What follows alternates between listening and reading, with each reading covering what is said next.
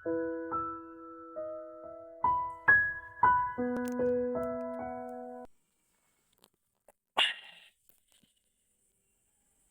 biasa.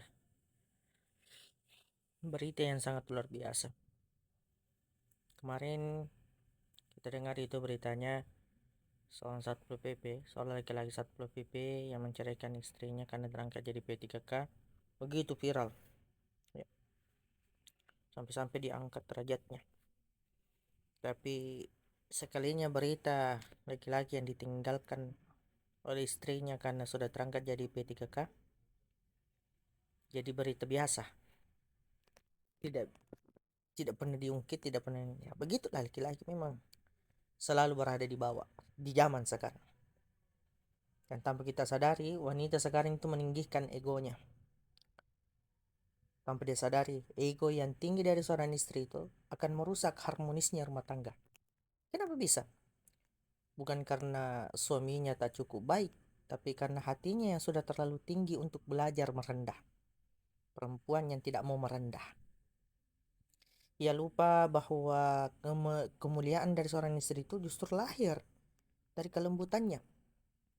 Ia lupa juga bahwa ketenangan rumah tangga itu terjaga saat hatinya tetap lembut meski dunia itu menuntut keras.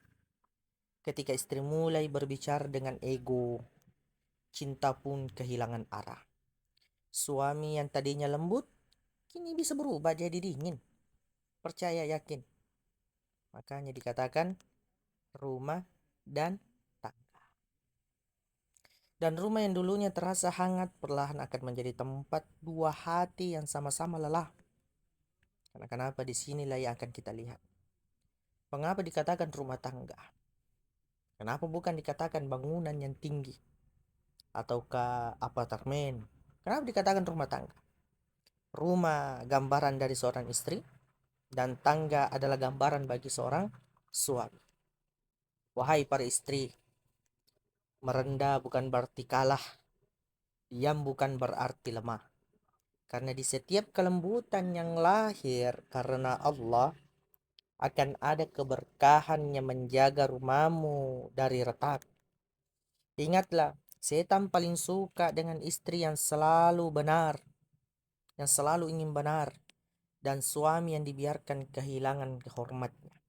Maka sebelum meminta rumah tangga yang sakinah, lembutkan dulu hatimu di hadapan Allah.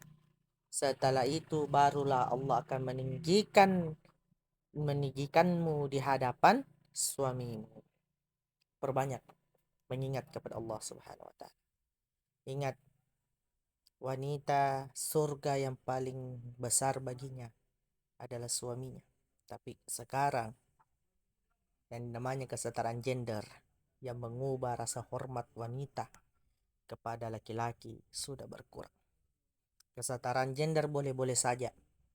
Kalau dia di kantor kamu adalah bos dan suamimu adalah karyawan, tapi pada saat di rumah kamu adalah orang yang paling harus dia hormati di dalam rumah tangga.